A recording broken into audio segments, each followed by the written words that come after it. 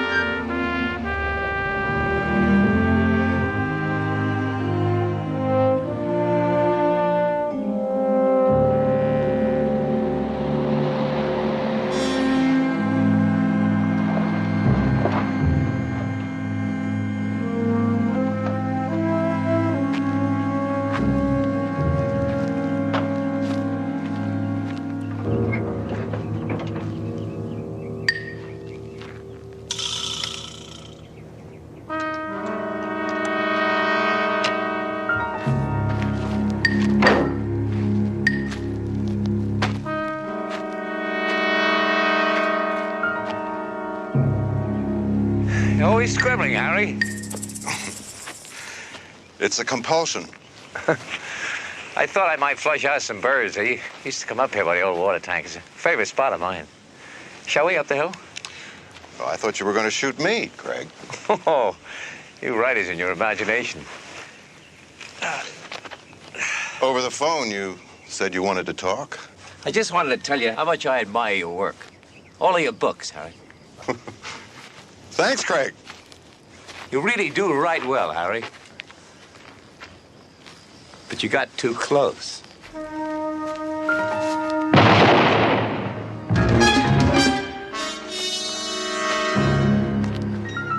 The main reason that I came here to Los Angeles was for this book publishing convention, Mr. Jones.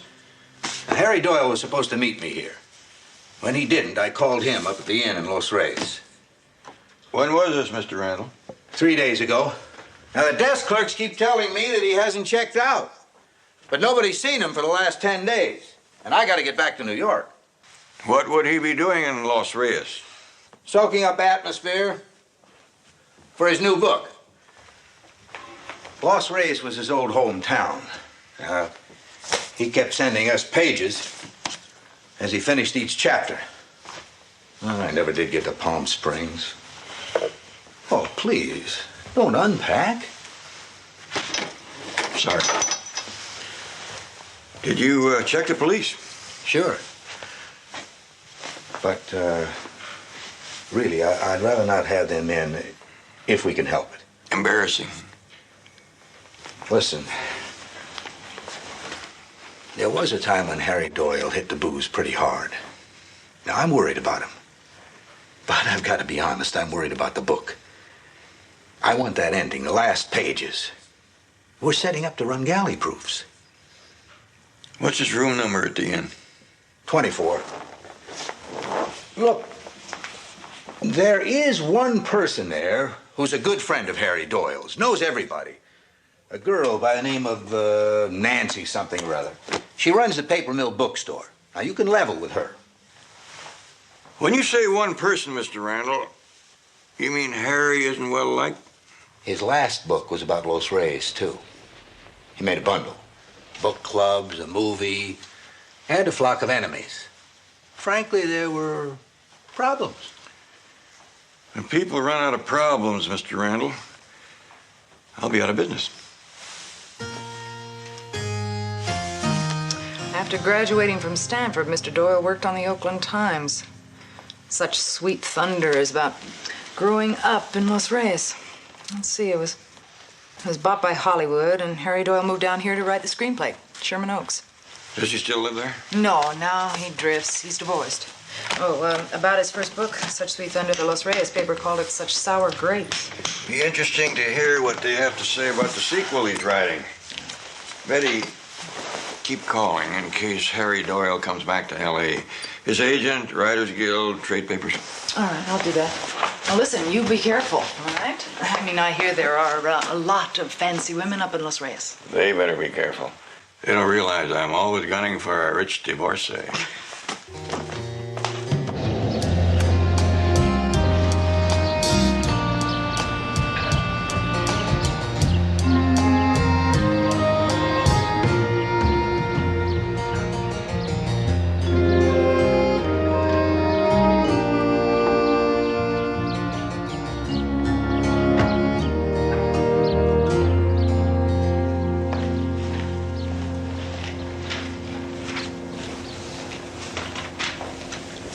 Barnaby Jones, I called in about a reservation. Oh, yes, Mr. Jones.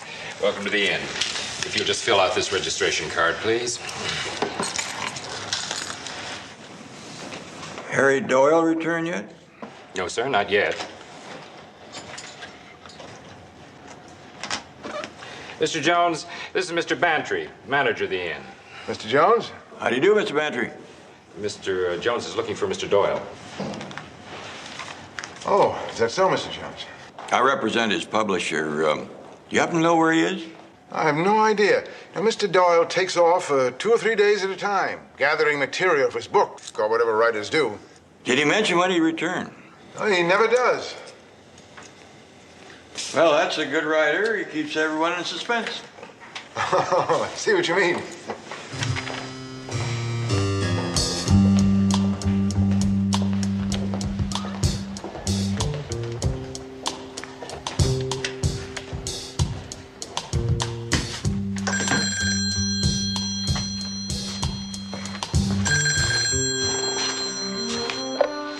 Hello? Craig? It's Roy. Yes, Roy. You said call in case anyone came around asking about Doyle. Well, somebody just did. Name is Jones. Well, that tells me a lot, Roy. Says he represents Doyle's publisher. Figures the publishers would send a man down. They got a big investment. I don't like it, Craig. It was bound to happen, Roy. I told you that. Will you stop whining? Well, what do you want me to do? Just keep your eye on him discreetly. And Roy, don't worry.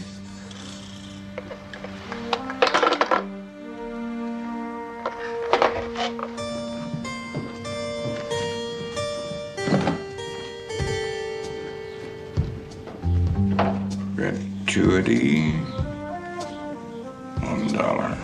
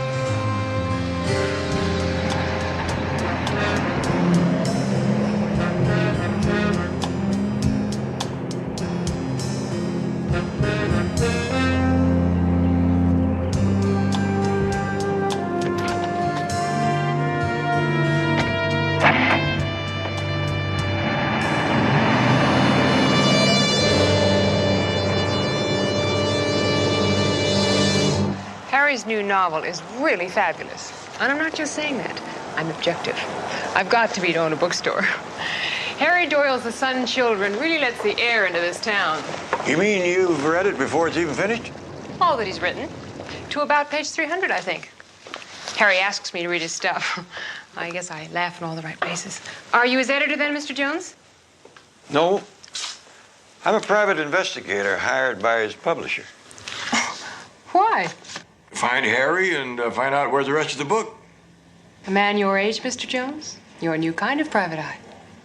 That's a nice way of saying I'm an old kind of private eye.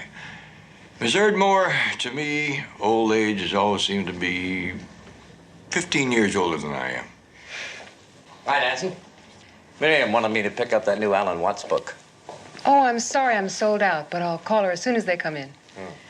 Say, maybe Craig can help you. He and Harry are old friends. Craig, this is Barnaby Jones from Los Angeles. Craig Woodridge. How do you do, Mr. Woodridge? Jones? Mr. Jones is a private investigator. He's looking for good old Harry Doyle. Oh, no kidding. Well, we all know how Harry likes to take off. You and Harry are old friends? Yeah. Went to high school together. Harry goes off on these trips of his alone, I take it. Oh, yeah. Harry marches to quite a different drummer. Suddenly he'll be driving up to Morro Bay to get a look at those sea otters or backpacking in the Sierras. Shoot, I gotta be going. I work. Say, we're having a little get-together early this evening. Lots of locals. Nancy, you'll be there. Ananitas. Like you to join us, Mr. Jones. Maybe Harry will show up, or maybe somebody there might have seen him. Informal. That's very kind of you, Mr. Woodridge. I'll be looking forward to it. Good. See you, Nancy. Bye. A little get-together. Command performance is more like it. You see, it's a ritual in Los Reyes that the last Thursday of every month is set aside for Anita Woodridge's party. She's Craig's great aunt. She receives in the twilight hours, and if you're Los Reyes society, you show up or drop dead. Very hospitable man, Mr. Woodridge. What does he do? Stocks and bonds. And he has this crazy routine about how hard he works. Don't you believe it? How come, if I may ask? Connections. His father-in-law got the partnership for him. Oh, that's Miriam's father. Hey, you pay attention, don't you? Miriam it is. Miriam Drake. And Miriam is not only a beauty, but she comes from just the right people. And there is nothing but money, money, money. Craig's marrying the local heiress is one of those stories everybody sort of knows and talks about. You see, Craig's aunt had a fortune, but she let it slip away. Now, Craig had always expected to live in luxury. But by the time he was out of school, the Woodridge money had run out. Thank you. And so had the Woodridge family line. Then Craig landed Miriam and saved the whole works. What's the matter? Outside of talking too much? Listen, I'm really worried about Harry. I wasn't before, but now you're here and you're looking for him. It's serious, isn't it? Oh, as Mr. Woodridge says, Harry's probably just out looking at otters. Miss Erdmore, unless you have other plans, I'd like to take you to the party tonight. I don't have a date, and if I did, I'd think about breaking it. That's very flattering. Where and what time? Anytime after 5 and right here. Fine. Listen, let me put you on hold. My secretary tells me there's a call from California. Yes, hello. Oh, hello, Mr. Jones. I'm in Los Reyes. Looks like your hunch might just turn out to be correct. As far as the people here know, Harry's just off on another one of his jaunts. But he must know we're waiting for those last pages. How many has he turned in so far? Just a minute.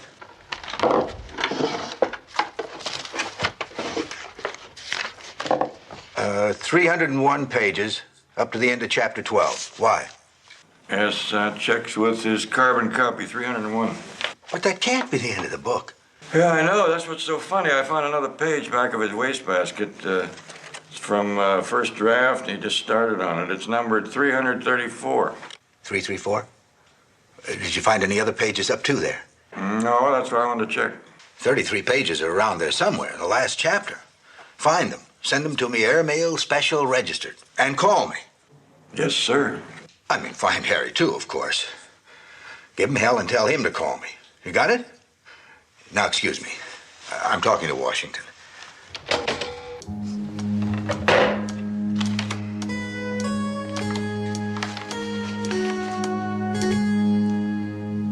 A private investigator, Craig. That's not good.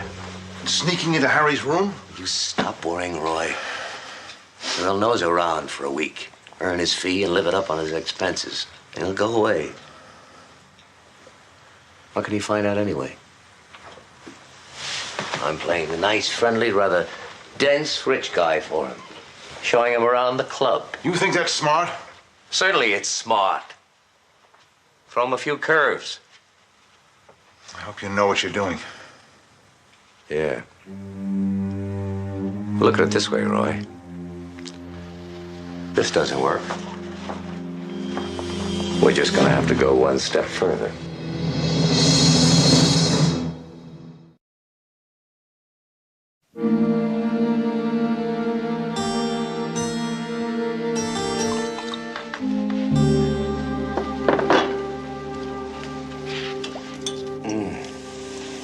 Oh, that turns me on. Oh, I don't mean the scent you use. It's the aroma of Miriam that's underneath. What's with you the last couple of days? You've been so playful. I'm always playful. Come on, Buster, you can't pull that off. I'm not trying to pull anything off. What people don't know about people. We've known each other all our lives. We've been married for 6 years. Still seems as if we've been walking on opposite sides of the street. It's ridiculous, Miriam. No, it isn't. But it doesn't matter. Most people spend all their lives walking on the other side of the street.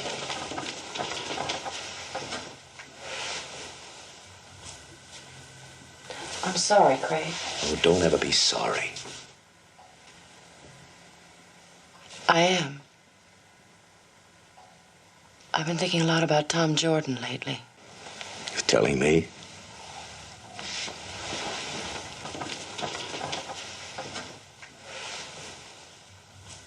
After all these years. I don't know. He just seems to be in my head, smiling that nutty smile of his. Miriam, please don't dwell on the past. I'm not dwelling on it. I like it. Maybe it's Harry Doyle. Coming back, stirring everything up. Talking about the good old days. Harry reminds me of Tom. Well, that's crazy. They're nothing alike. Tom was a lot bigger. He was 15 pounds heavier. Men see. Size, shape, and haircuts. Women see other things. You suppose Harry will be there tonight? How should I know? Probably out somewhere on a binge. No, Harry doesn't drink like that anymore. Well, maybe not. But you sure are lately. Mm-hmm. Do you mind?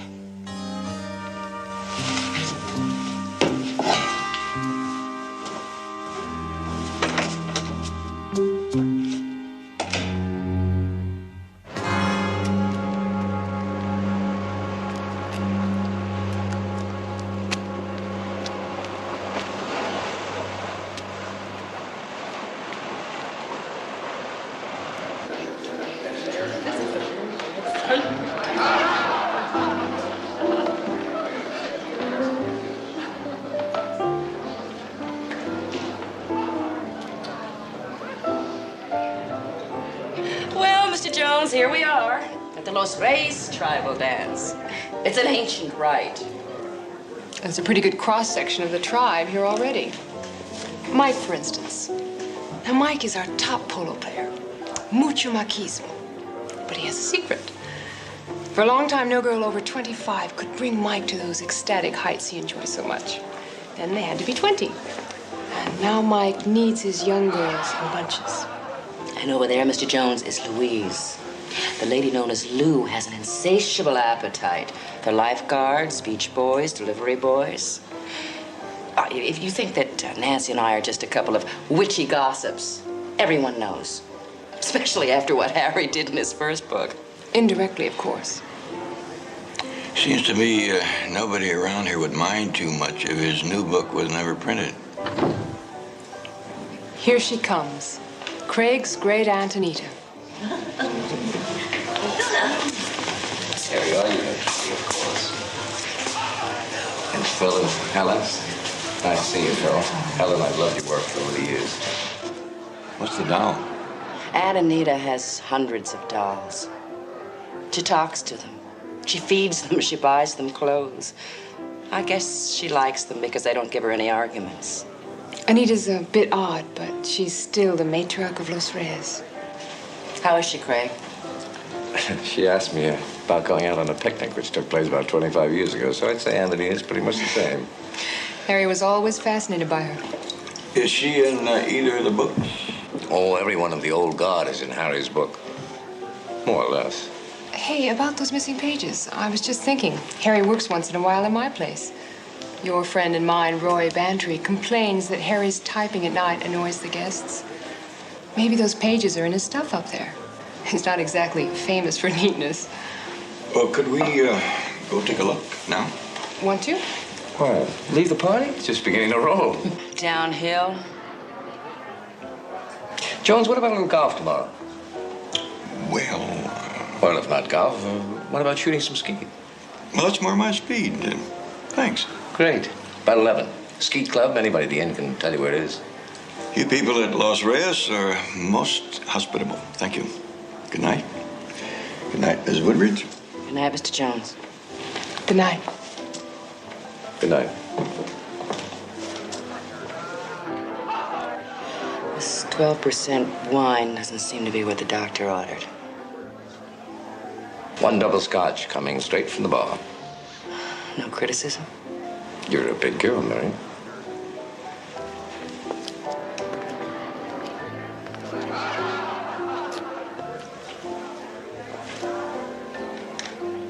There can't be other pages. I keep tabs on that carbon in Doyle's room. You lean too hard on him about the noise. He's been working over at Nancy's, she said.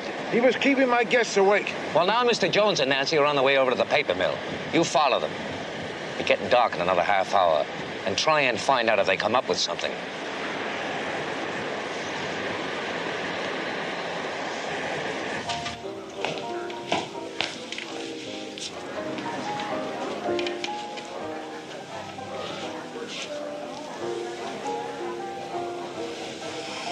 The bar guarantee this to have a bell? I don't think anybody can guarantee your bells any longer. I thought maybe the champagne would do it.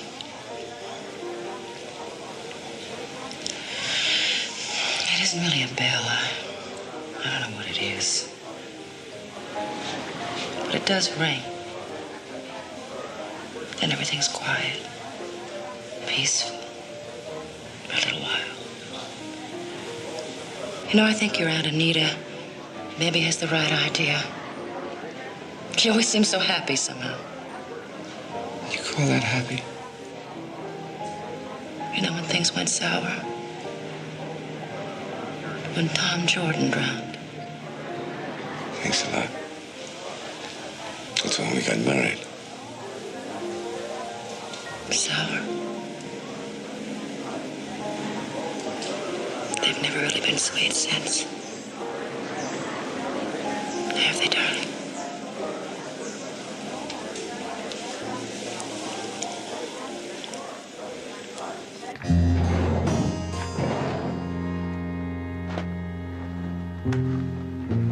Mostly research stuff, looks like.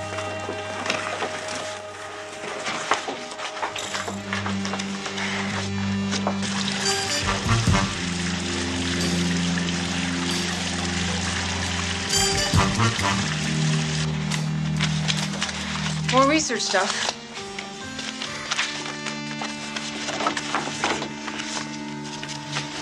Roy Bantry.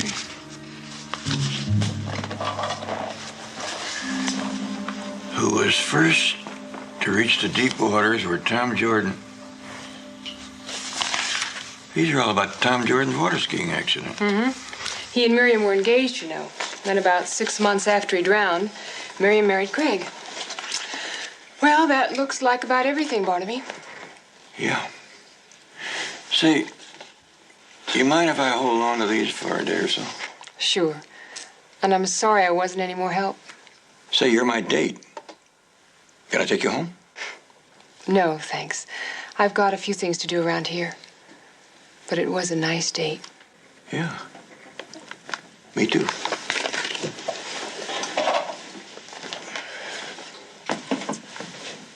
Good night. Night.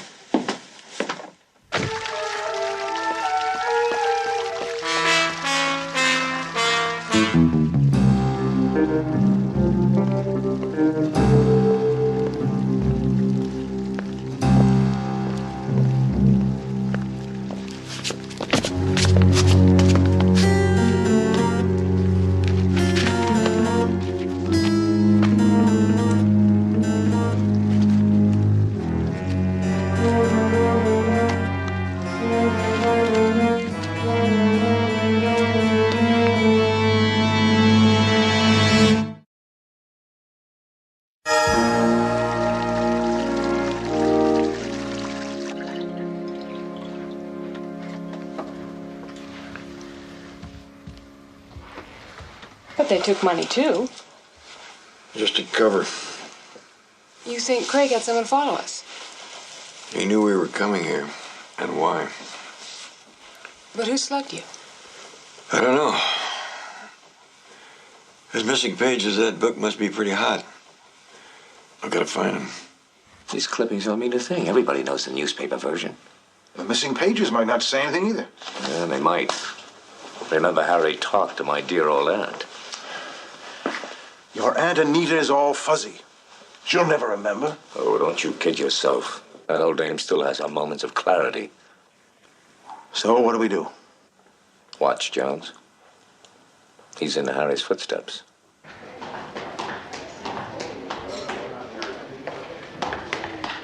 Ah, Mr. Bantry.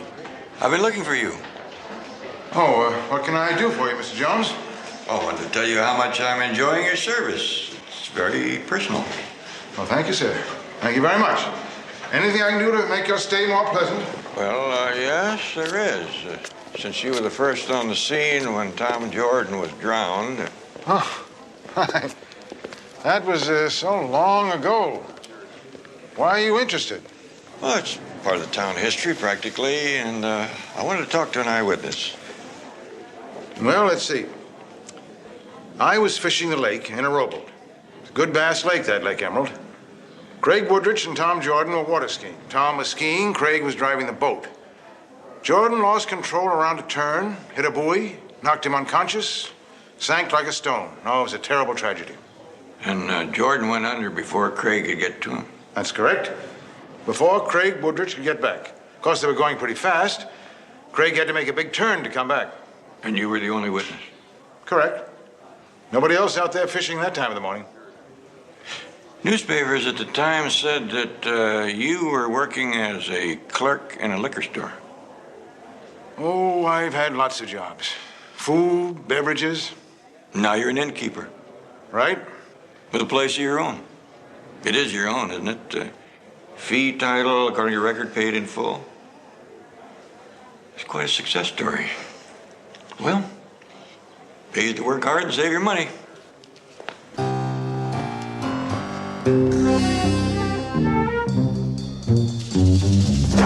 Craig's always late. I don't quite know how to say this. Last night, Nancy and I did a little bit of talking out of school. Thank you. Yes, I know how it is. Sometimes there's a lot to be said in a lady's favor, but the other's a lot more interesting. I wanted you to fill me in anyway. Not that I like to poke around in the past. Oh, I just got back from there. What can you tell me about the water skiing accident? Harry asked me all about that, too. Listen, where is that guy? Does anybody know? Not a clue. I didn't see it. I was taking a tennis lesson when it happened. When Roy Bantry called from the dock for more help, we all rushed down. But it was too late. Craig was wonderful. He dived and dived trying to reach Tom. He nearly passed out. When they finally did grapple Tom's body, it was too late. I'm sorry to bring this up. It was just such a shock, you know. You know Tom and I were engaged. We were going to be married in a month. It was a shock for the whole town. And Anita more than anybody. Really? In lots of ways, she was closer to Tom and me than our own parents, even. She really took Tom's death badly. That's when she started staying in. Working on her doll collection. She didn't even leave the house when Craig and I were married. I may want to talk to her. You think it'll be all right? Sure. Well, good morning, Jones.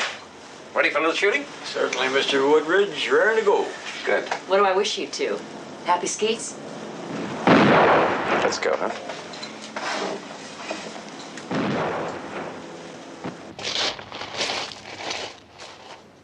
Oh, is that what you're having straight?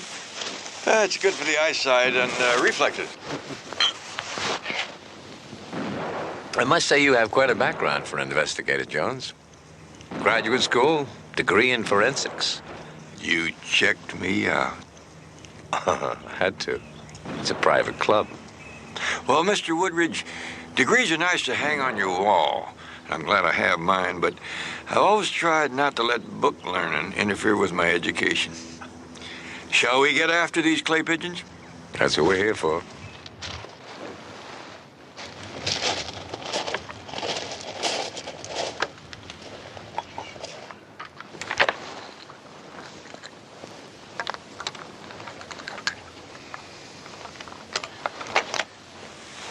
honor, sir. Thank you. Pull! Good shooting, Jones. Pull!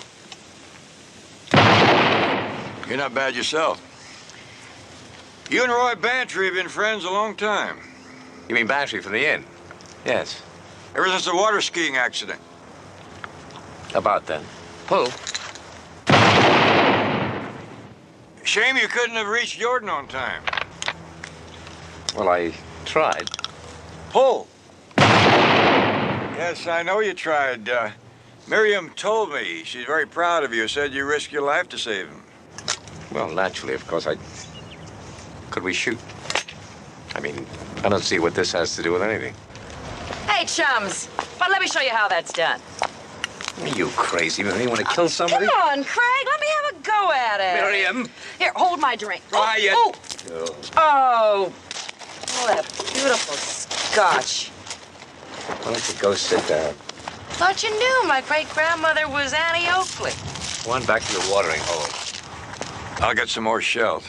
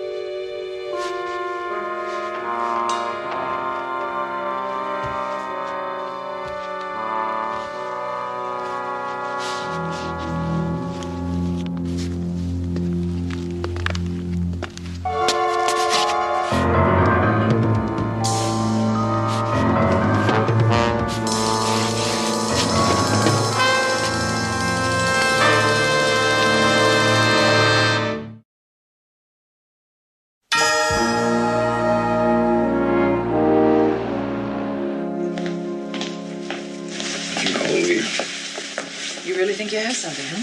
Could be, could be. Yeah, jacket.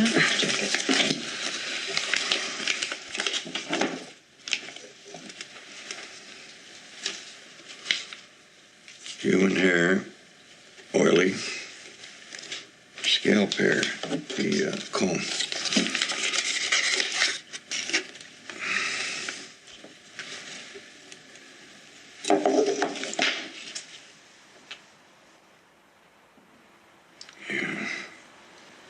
One from the comb fell out naturally, the other one was pulled out. You notice on the hair that was pulled out, that's the one on the top. The root is full and seems to have traces of blood on it. They look identical. Same diameter, similar medulla. Both hairs came from Harry Doyle, one from his comb, the other from the jacket of the suspect. Now, the third hair, the black one, that didn't come from Harry's comb. I found it on the lapel of Harry's jacket. Human hair. Funny. It's not oily. Cut on one end, something, not a root on the other. Oriental hair. Perfectly round, definite medulla. That's why their hair hangs so beautifully. Oriental hair. Cut on one end, something, not a root on the other.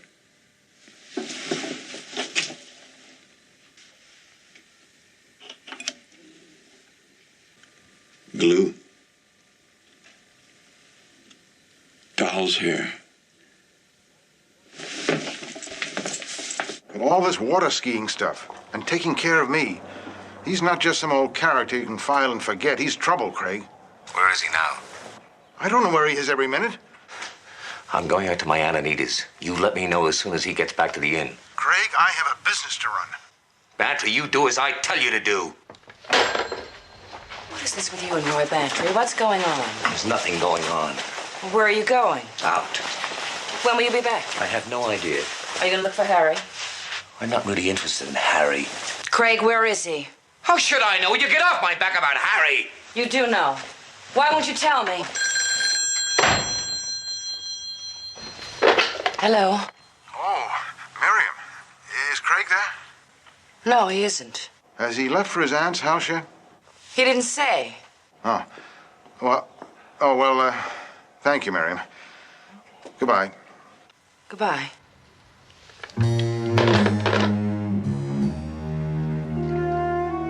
This is Tosho from Kyoto.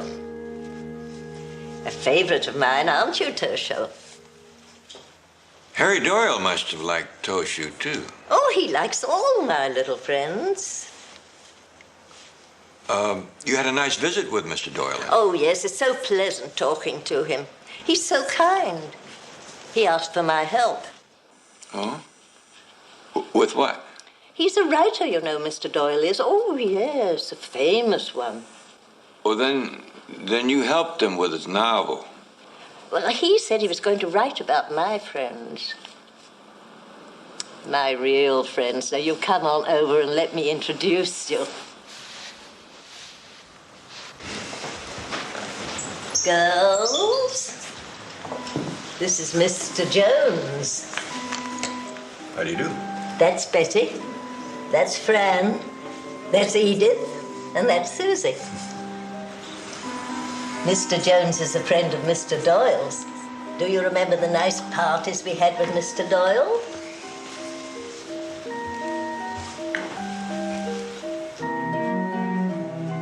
Mrs. Woodbridge, who's this in the bed? The young man? That's Craig. Poor Craig. He's sick. Really? Craig? Why is he sick? The doctors don't know. The terrible thing is that Craig doesn't even know he's sick. Now, I'm going over the master bedroom. Will you excuse me if I... Surely.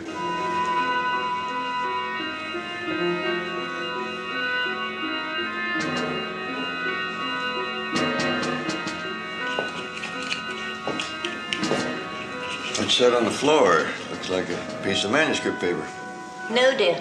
That's a drop cloth to keep the paint from getting on the rug.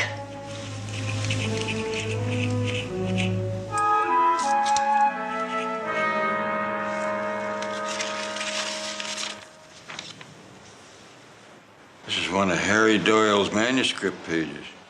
Oh, dear. Oh, I didn't realize. I thought... Did I get any paint on it? Yes, a little, but it doesn't matter. Do you have the rest of the pages? Yes. Mr. Doyle said he wanted to be perfectly sure about... It was somewhere here. Mr. Doyle and I are working on it. He was going to be back, Wednesday. Yes, next Wednesday.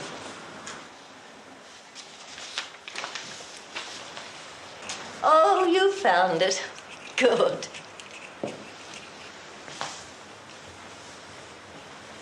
Oh, do you mind if I read it? Why, of course not. It's beautifully written. Just make yourself at home.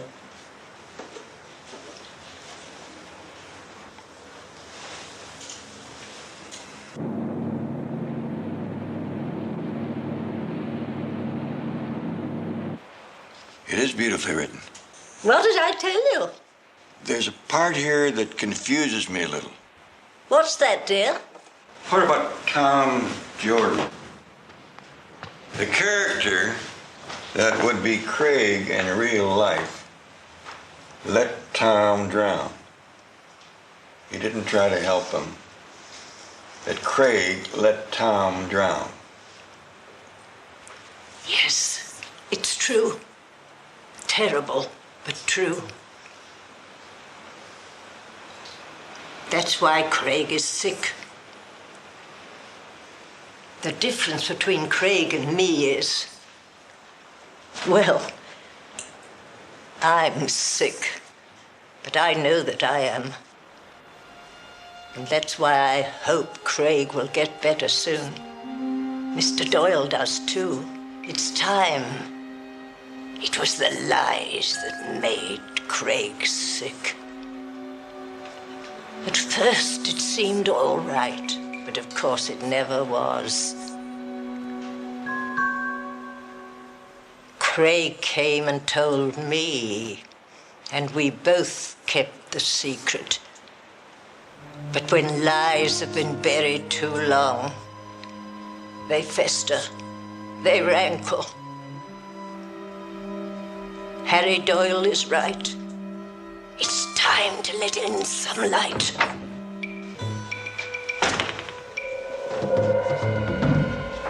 Yes, but not now, Auntie. Mr. Jones and I are going to hunt some pheasants. Oh, wonderful. We haven't had any fresh game in such a long time. Good hunting. Yes, of course, you go on with what you're doing, Aunt. Oh, my, yes, I've got all this wallpapering to do. Of course.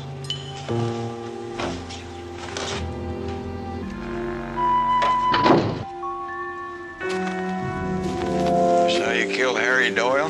Oh, could old Harry Doyle get himself killed? Where's the body? Bet if we dig around here, we find it. Just keep moving. Anita knows we're out here. Anita? I'll just have to take my chances.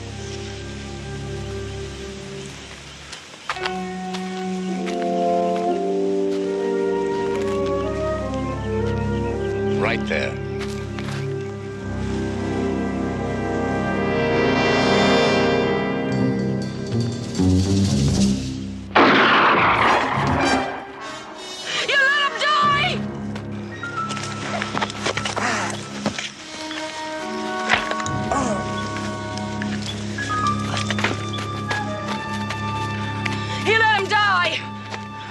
I just called Aunt Anita and she told me he let Tom Jordan die. Damn you. I loved him.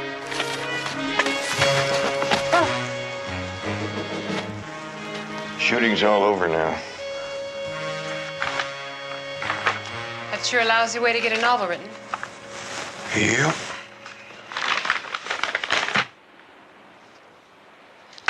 He's quite a guy. Wish I'd known him. Do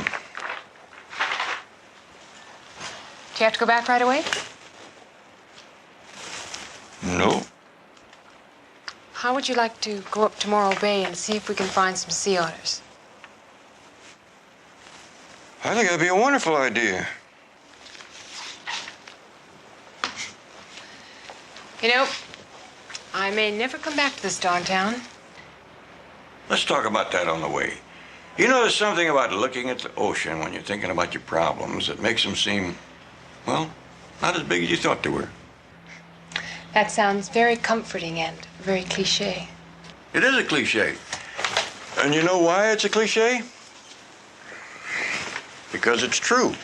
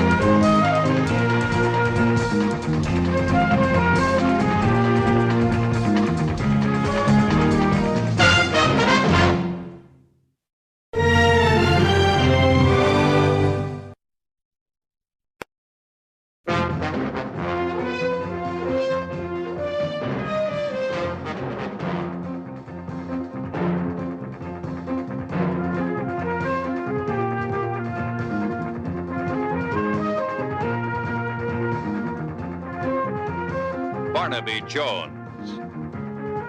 Starring Buddy Epson. Also starring Lee Merriweather. With guest stars Shirley Knight, Jane Elliott, Quinn Redeker, Joshua Bryant. Tonight's episode, Fantasy of Fear.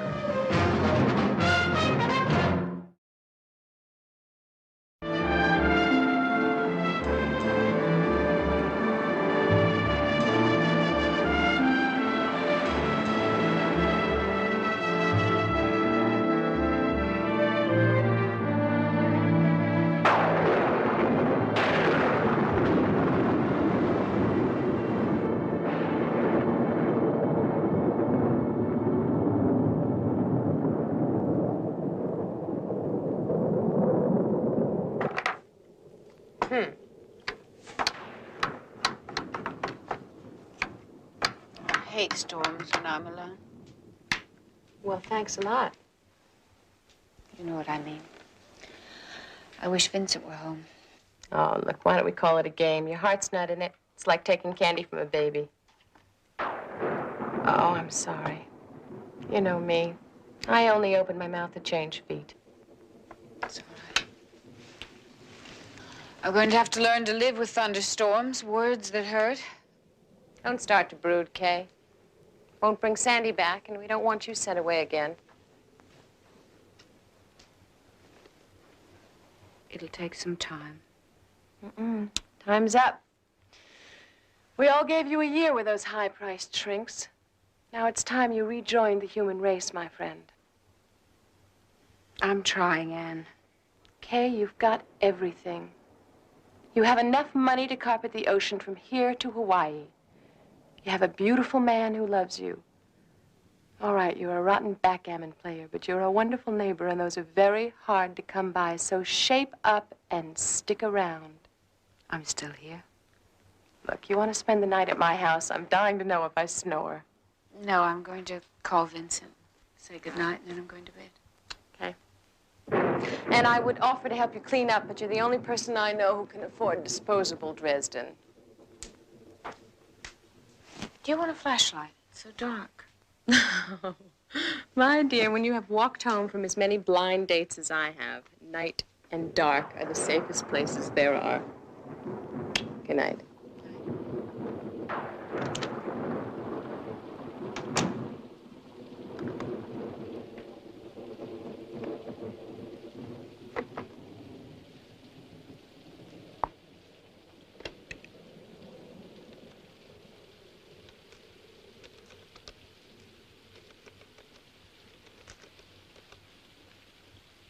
Good evening.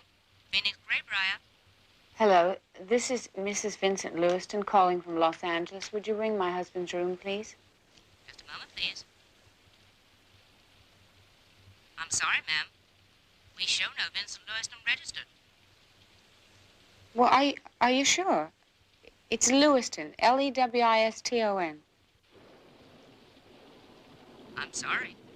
I have no Lewiston shown. Would you like to speak to the desk clerk?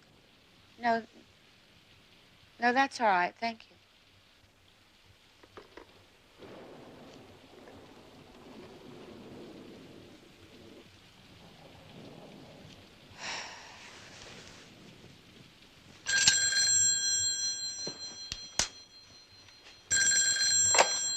Hello? Mommy? Who's this? Mommy? Is that you, Mommy? I'm afraid you have the wrong number. I only had one dime left. Mommy said to call when I get out of the show. I don't have any more money. Don't cry. Please, don't cry. Where are you?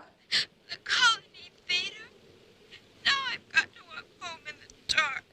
No, dear, don't do that. Just give me your number, and I'll call your mother for you. Hello?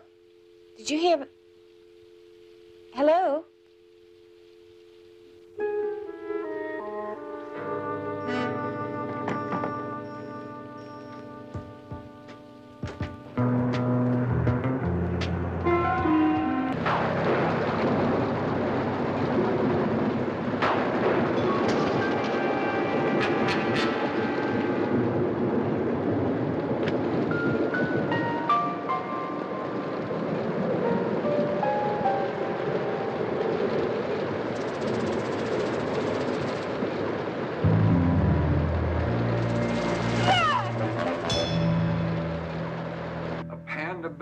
me see. How long was it before you went back to the car? Half an hour. Maybe longer. I'd remembered I'd left the lights on in the car, but the panda bear was gone. Could the panda bear have been stored somewhere where neighborhood kids might have found it and dragged it out to play with it? No. After my daughter was killed, while I was in the sanitarium, Vincent, my husband, got rid of all the toys. Everything. I asked him to. And if it was there, it would have been put there, and if it was gone, it would have been taken away. If I'm not hallucinating or imagining things, I really can't be sure. I feel like my sanity hangs on that thin little two-letter word, if. This photographer you spoke of, Robert Justin Black. He showed up at the house a few days before what would have been Sandy's 8th birthday. You said he claimed you had made an appointment. Yes, to take Sandy's birthday picture. I sent him away. I don't think I was very nice. Then on the day that would have been her birthday, the delivery boy came and brought a blue bicycle? Yes, just like the one Sandy was riding on the day that she was killed by that hit-and-run driver. Oh, dear. Have you told this to anyone? No, I wanted to, but I was afraid. Who are you afraid of? Me, I guess. The doctor didn't want me to come home quite so soon. And poor Vincent has enough to worry about. The truth is, I just don't want to be sent away again. Your husband was in Phoenix. Yes. He's had to travel a lot in the last 4 years. Since my father died, he's managed the company.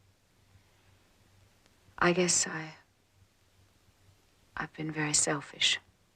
I've made him suffer all of his grief over Sandy alone. Did you remember about bringing the picture of yourself I asked you for? Yes.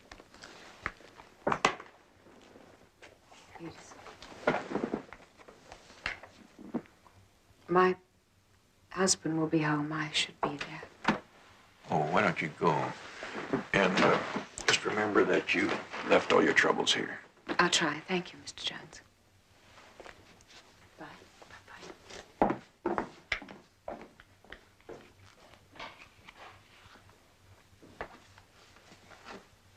Betty, why don't you start checking into the appointment record of that photographer?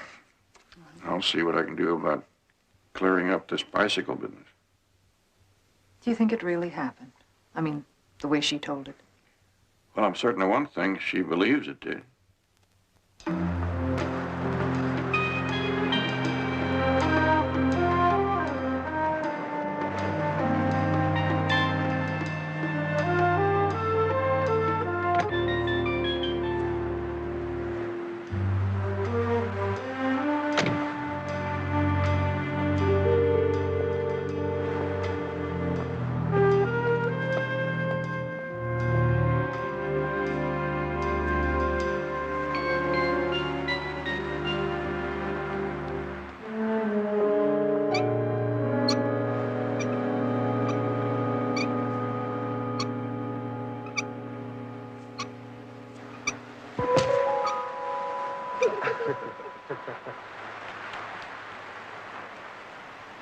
What are you doing here? Please don't call the sheriff, ma'am. Don't call him again. Then what are you doing here? You have no business here. Go away. All of you, please. Just go away.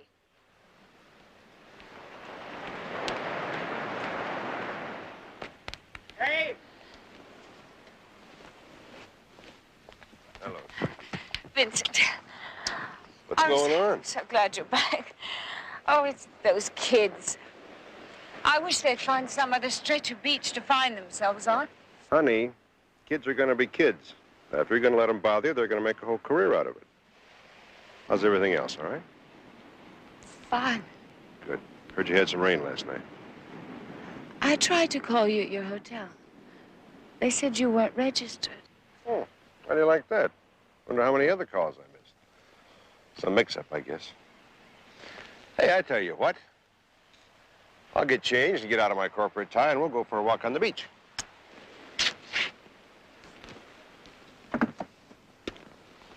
Where did this come from? I don't know. Those kids, I guess.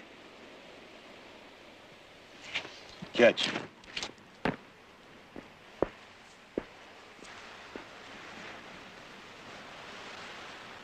A bicycle just like this one. Well, that's not what I said. I said this is the bike. Yeah, I know you did. I just wanted to be sure you remembered exactly. Oh, I remember exactly. I had to call all over town to get a blue one. It had to be blue, she said. Why did she want a blue one? Well, she said that her daughter, Sandy, had to have a blue one. When I was a kid, color didn't mean anything, as long as it had two wheels. What's this all about, anyway, Mr. Jones, Barnaby Jones. Well, I think somebody's trying to play a practical joke on some friends of mine. I just want to be sure. Did this lady... Mrs. Lewis. I got her address right here on the delivery slip. She said to deliver it and that her husband would pay us when we got there, COD. That's not the way it worked out. Some people. I mean, I sent Eddie with our truck way out to Culver City to get it, right? And then he made a special trip way out to Malibu. And when he gets there, she jumps all over him, accuses him of playing some kind of a sick joke on her, and demands that he return it. And there it sits. Well, I think I can explain part of it. This lady ever been in the shop? It's a practical joke, all right. And it's still on me. Yeah, that's her, Mrs. Lewiston. You say this lady's a friend of yours, mister? Well, you better see that she gets help. Because she's just plain crazy.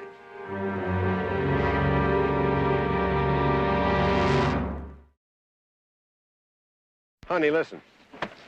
On those kids, if they keep bugging you, just wave at them. Drives them crazy to think you're friendly. Bye, baby.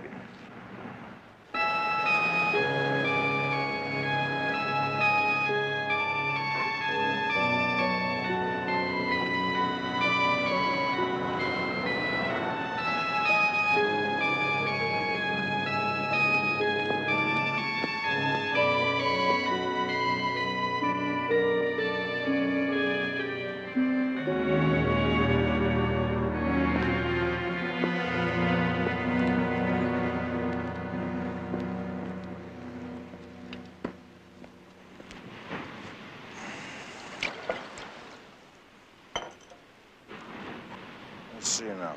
Did I or didn't I? Can't be too safe.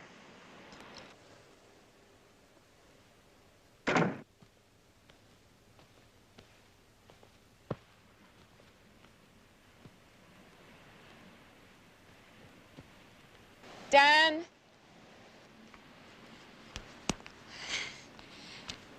Dan, what are you doing here? Morning. To send the boy Wonder off to play with your factory? I asked you not to just walk in here like this. I was just taking my morning constitutional and I ran out of gas. Always keep a light in the bar, coast to the coast. Now, I don't care how many other houses you walk into and out of around here, but I'd prefer you came here when you were invited. Now, why don't you take your Bloody Mary and go?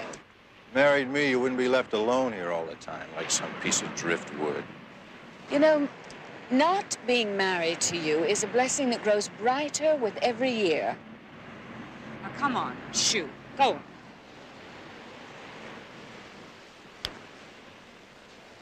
You didn't used to talk like that. Not back in school. Summers out on Bar Harbor, necking on Scudic Point. Oh, come on now, grow up. Stop reliving your childhood. Our families expected us to get married. You let them down. Young Horatio Alger came in there and kidnapped you right out from under my nose. Dan, if our friendship over the years means anything to you... Friendship? I never found one other girl to take your place. Now, look at me. Look what you did to me, Kay. I'm sorry, Dan, but I'm not going to take the blame. I'll settle for just a little warm understanding. For old time's sake. Now, stop. Now, stop it. I said stop. Oh, I'm sorry. I knocked, but the front door is a little far from the ringside. Mr. Parker was just leaving. Yes, yes, he was. Yes, indeed. You win round one. I want to thank you for your hostility. Have a good day, sir.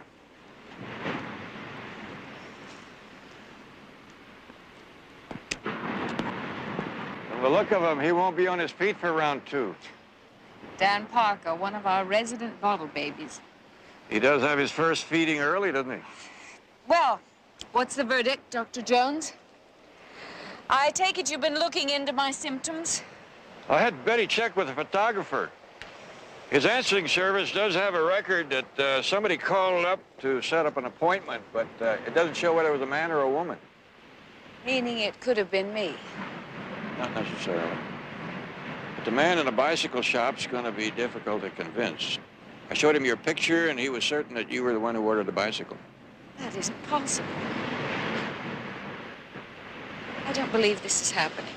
Well, one layer doesn't make a cake. Let's wait till the facts come in. I was hoping your husband would be here. Not yet, please, Mr. Jones. I don't want him to know yet. Well, I have to talk to him about the toys sometime. If you did not imagine all this, then someone may be trying to do you harm. Are you sure he was in Phoenix the night before last? At this point, I'm not sure about anything, Mr. Jones. When I called the hotel that night, they said he wasn't registered. And what does he say? That there was some mix-up. Those things happened. Vincent wouldn't lie to me. Well, when shadowy things are going on, I have to look in the shadows. Vincent is my whole life, Mr. Jones. I trust him.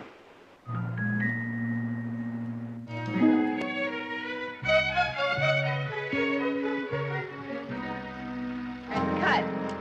All right, set up this package shot. That was fine, Doreen. The point is, you see, we not only have to convince the ladies out there that they get a Bermuda tan in every bottle, but they get a body like that to boot. I'm sorry to interrupt your work. Oh, interrupt me at work, but never at play. What's on your mind? I don't quite know how to ask this. Try putting it in the form of a question. And you're probably my oldest and my dearest friend. Well, that's very flattering to me, but it doesn't speak very highly for you. Did you and Vincent have a row? No, nothing like that. Too bad. I was ready to take his side. And I was away a long time. Well, I guess when they put you in a room with no knob on your side of the door, it seems like a long time. Long enough, maybe, for Vincent to get interested in someone else. Vincent? I'll tell you what you're talking about. I'm a very close neighbor with two all-seeing eyes separated by a very nosy nose. And you want to know if I saw any fun and frolic going on at your house with strange females while you were in the shrink tank. Am I right? You have such a warm, compassionate way of putting things, Anne. Well, you don't need warmth or compassion. You need a good spanking. Maybe. Look, Kay. All men are dogs. But Vincent is strictly a one-woman dog, believe me. I tried to seduce him a couple of times myself, once with a chocolate layer cake, and the other time with my noodle casserole, and those are my two best shots. And all he talked about were you and business. And I think you had it over business at least 2-to-1. Well, I just thought. That's your problem. You imagine things. Ready to go, Miss Danvers. Oh, look, I've got to go before Miss Suntan fries herself underneath those lights. Thanks, you're a treasure, you really are. Oh, don't tell me. Tell Long John Silver in case he's still looking for treasure. Thanks. I said no. Now let me go. Well, Mr. Parker, doesn't seem to be your day for girls. Well, the day's young. I shall cast my net elsewhere. Sit down. Join me in a touch of social anesthetic. Thank you, but the sea air is intoxicating enough for me. Hemingway daiquiri. Rum over ice with just a breath of lime. It's like they're cheating me on the line. An acute observation, Mr. Jones, Barnaby Jones. You here to chastise me for that innocent little sparring with Kay which you observed this morning? No, just curious as to why you wanted to hurt Mrs. Lewiston. Hurt?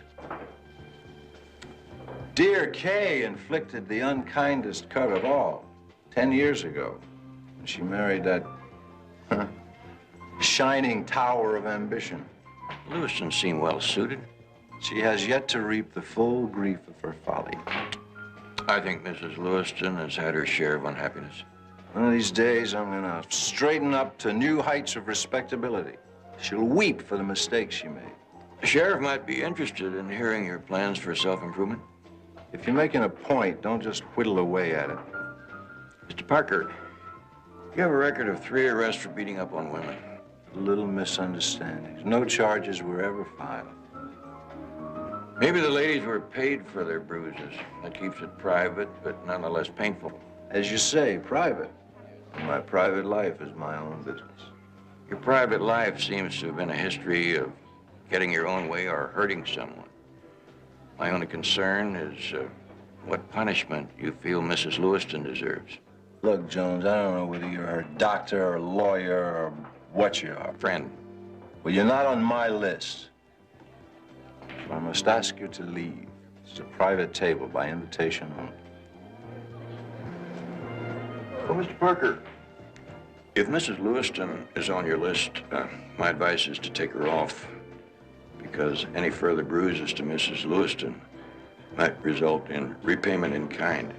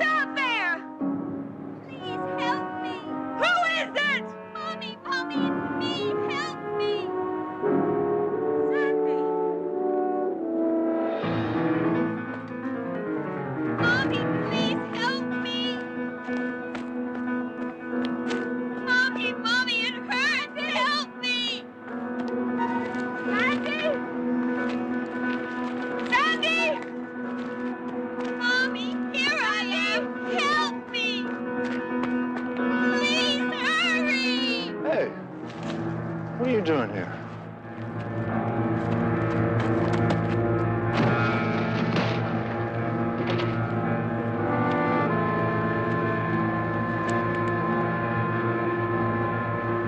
Honey, what are you doing out here? I come home and the door's standing wide open. You're not in the house. What?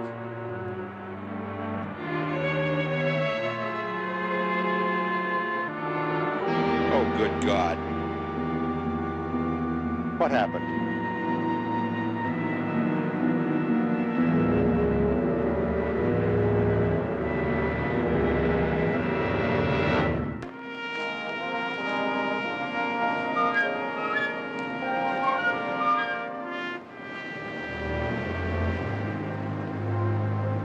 I heard sounds and I went outside. When I got to the bluff, I saw him fall down onto the rocks. Sheriff, really, she's in no shape for this. No reason to trouble you any further right now. You know, Barnaby, I always figured that something like this might happen to Dan Parker. You think he just walked off there in the dark? Well, better walking than driving. Just lucky he didn't take 2 or 3 innocent people with him on the highway. Well, thank you both very much. Miss Lewiston, that voice you heard, did it sound like the child's voice you heard on the telephone? I don't know. I just don't know. Honey, now look, I'm sure you thought you heard a voice. But listen, imagination plays funny tricks on all of us sometimes, you know. I heard it. I know I heard it. Well, look, the doctor gave you a sedative for a reason. Why don't you go on in now and try to get some sleep? This whole thing's gonna look a lot clearer to you after a good rest, okay? Maybe I should. I'm very tired.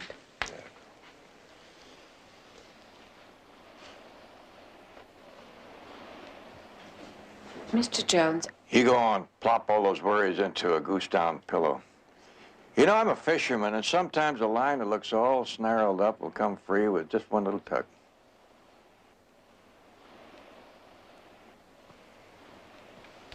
Now, Mr. Jones.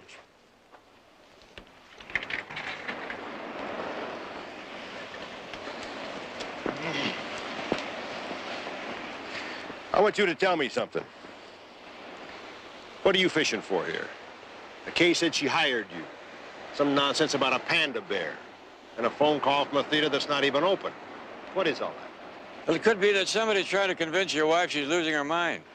Ah, I see. No. You see, Sandy's death left some very deep scars on Kay. I mean, that woman walks around this house speechless for weeks.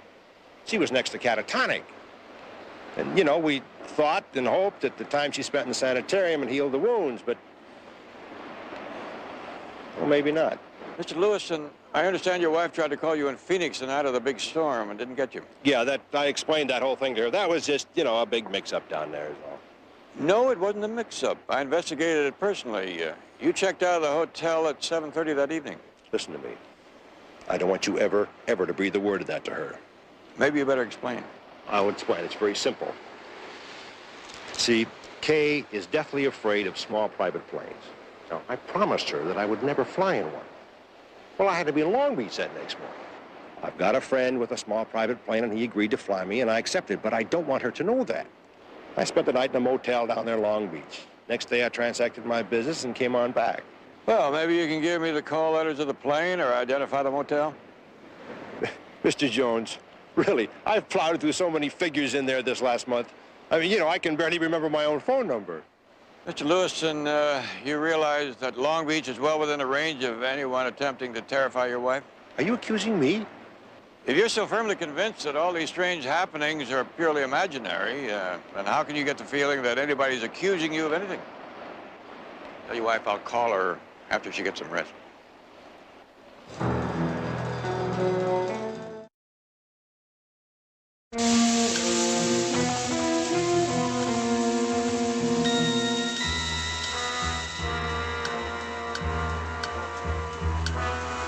Hey!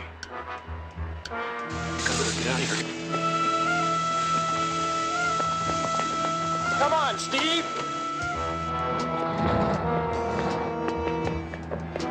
Hey, Buzz, you got a plan! Oh, what do you know about that?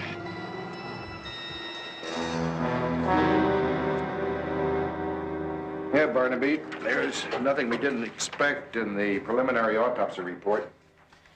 A long fall and a hard landing. Blood alcohol content rather low. You couldn't really arrest a man for drunk driving with a count that low. Well, drunk walking is something else, especially up there along that bluff where the footing's bad enough in daylight, let alone in the dark. Distance from the path to the bluff is only a few feet. Might make a world of difference in whether Dan Parker died accidentally or on purpose. Oh, you private investigators. You have a habit of trying to make something out of nothing. That may be, but one thing I'm out of the habit of, though, is changing tires. Oh? Have you got anything on 3 young people, 2 fellas and a girl? One of the fellas sometimes wears a football jersey, short sleeve, number 66. Oh. Young kid, about 17, straight blonde hair? Yeah. Little rascal just let the air out of my tire. And the other 2 handled the wheels, the getaway van. Well, Barnaby, if you want to sign a complaint, their folks will be over here before the ink is dry. Besides that, they'll bring a lawyer who makes more in 1 week than I make in an entire year. Regular customers. Well, we try to grin until they grow out of it. I sure wish they'd bring spanking back into popularity. Do you have anything in their record that the state would consider more than a spanking offense? Well, we hauled them in here a couple of months ago. Somebody complained about them having a marijuana party on the beach. No sale? No evidence. We gave them a talk about support your local sheriff and let them go. Funny thing, though. They kept accusing Mrs. Lewiston of turning him in. She didn't say anything about that to me. Well, it wasn't her at all. I told them that. They wouldn't believe me. The young girl, Angie, kept yelling, "That lady's been crazy ever since her kid was killed. They ought to put her away, not us." Maybe Kay came home from the hospital too soon, Vincent. Or not soon enough. I don't know what to think. Kay, should you be up? Hello, sweetie. How are you, better? I feel a little dizzy. Well, sit down. Here, take it No, I just realized I haven't had anything to eat since yesterday noon. Oh, well, I'll rustle up something potluck, if I can find the pot. No, I'll do it myself. I don't want to be waited on like I'm some sort of patient. I think there's some bread in the freezer. The sandwiches be all right? Sure.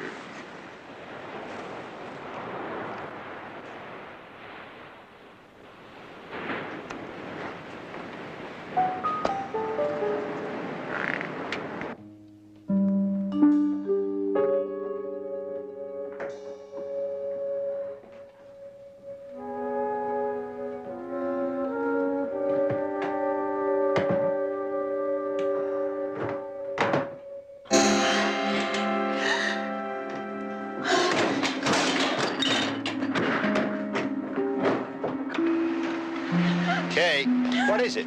Kay, what is it? Kay, sit down. What is it? What is it? Kay, I'll call the doctor. She needs help. Kay.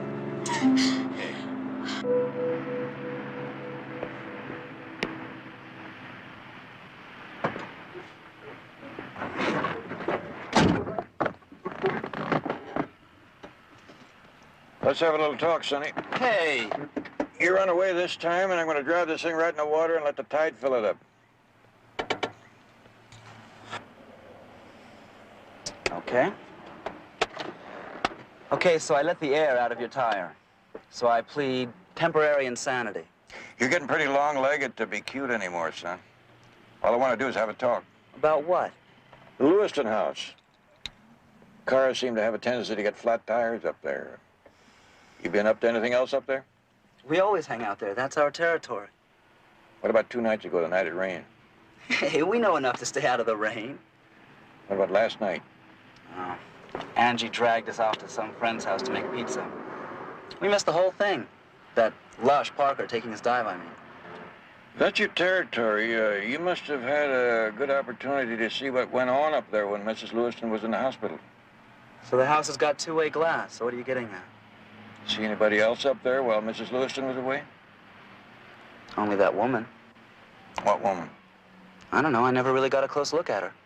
Did she spend a lot of time with Mr. Lewiston? No, mostly she was up there when he wasn't even home. Used to see her walking around inside the house. Taking care of things for that crazy lady, I guess. Or herself, maybe?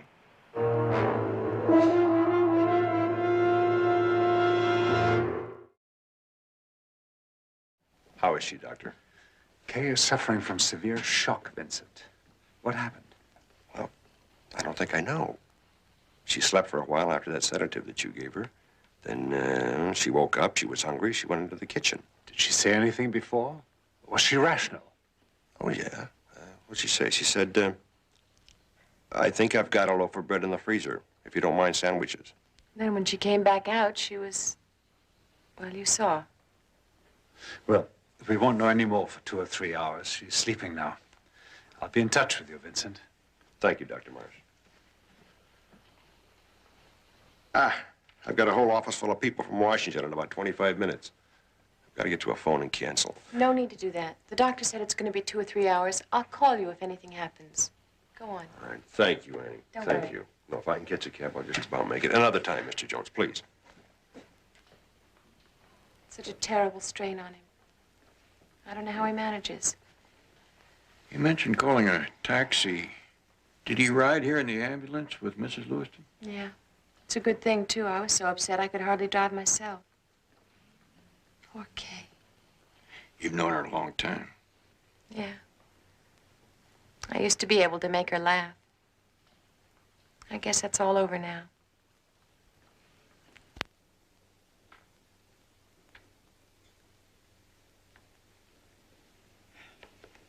Barnaby, You know, when it's not your own home sweet home, I think it's called breaking and entering. Are you getting too old for this kind of work, Betty? I'm just offering a legal observation. Well, keep observing. On a round trip from the patio to the kitchen, Mrs. Lewiston saw something that caused her to go into shock. I wonder if it could have been this. May I see it? Oh, what a pretty little girl. Is this the panda she was talking about? Or one just like it. The panda that walks in the rain. Barnaby, you don't think she was imagining it all, do you? I mean, the panda and the voices? It's possible that Dan Parker heard the same voice. Let's go look in the kitchen.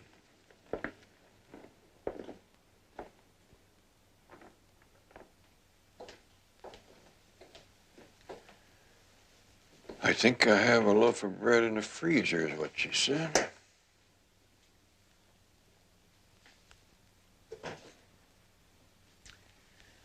Well, she was right about the bread. She wouldn't be scared speechless by a loaf of frozen bread.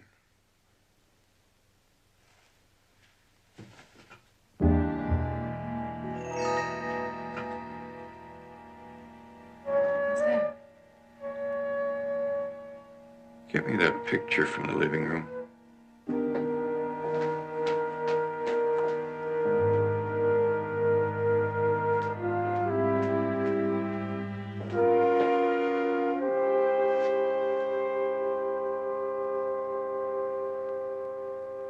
Looks like our panda could have come in out of the rain.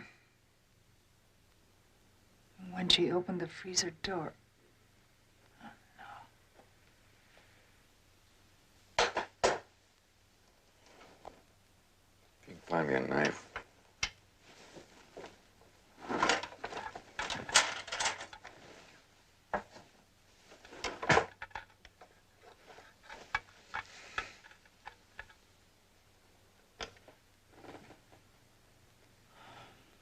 She said one eye was loose. Kay Lewiston has been seeing and hearing things that are real, not imagined. I want you to do some checking for me, real fast. I can't stay here overnight, Anne. Calm down. Where's Vincent? I can't get in touch with Vincent. I have tried for 2 hours, but I'm sure he'd want you to stay right here. I can't. I can't stay in this place. All right. I'll take you home. Maybe he'll be there when we get there. Just want to get out of here. No, this way.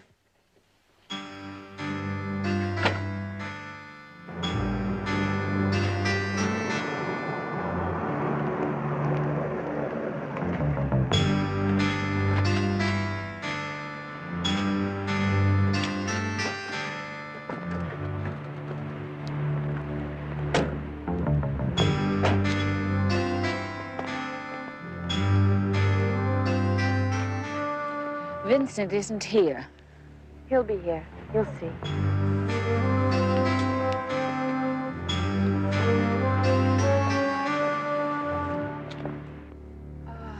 I don't want to go to bed. I want to wait for Vincent.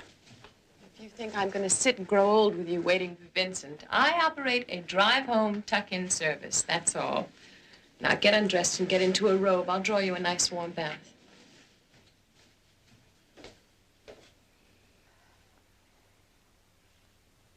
Mommy, please.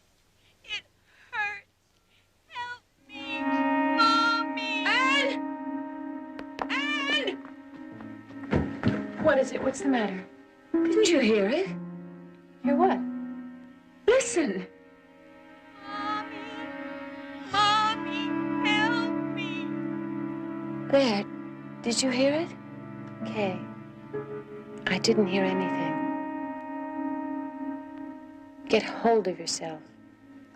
The bath will help you relax. The sounds will go away. Please, Mommy, it hurts. Help me, Mommy. Mommy.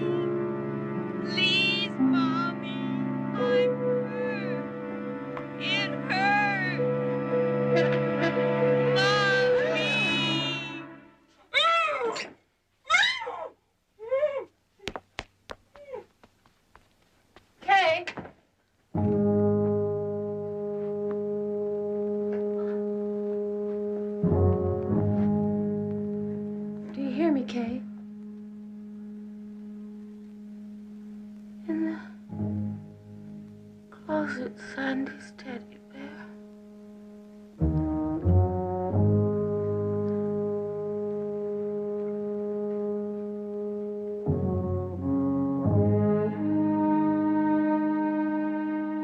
There's nothing in there.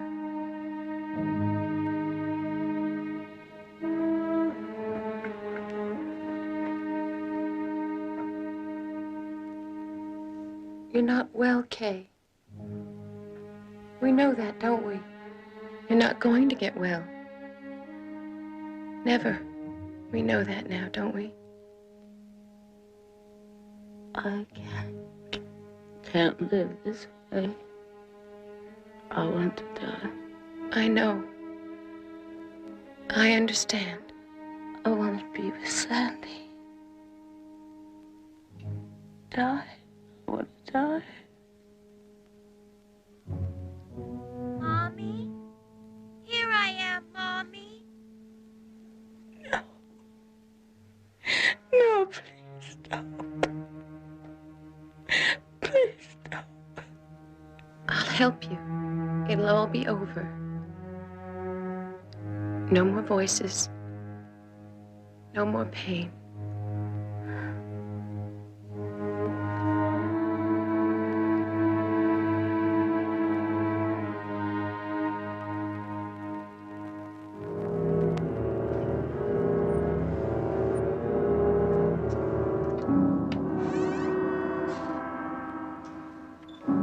Don't worry, Kay. It's all so easy.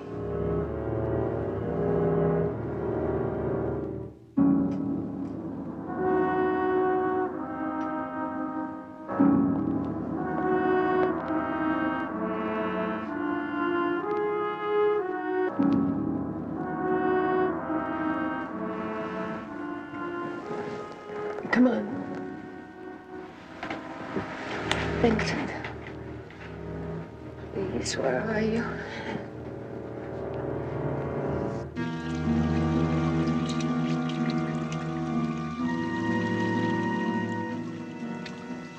Vincent? Don't worry about Vincent. He'll be fine with me. He needs a strong woman.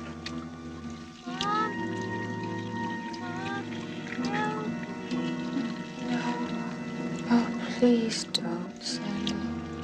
Here you are, Kay. It's all so easy.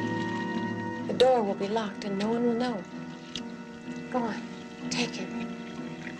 Go on, Kay. Mommy? Mommy, help me.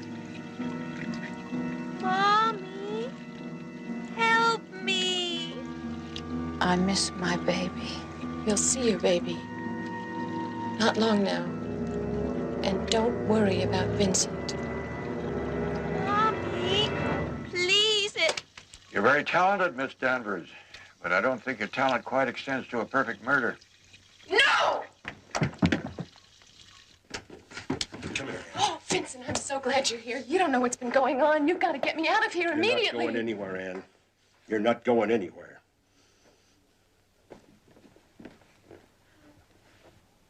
All of you.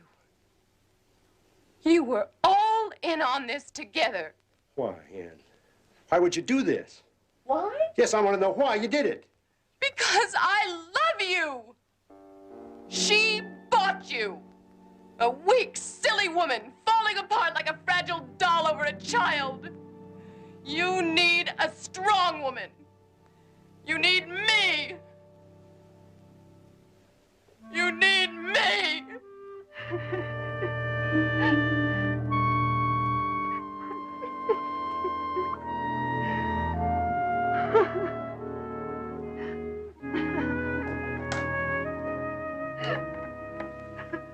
Operator, give me the sheriff.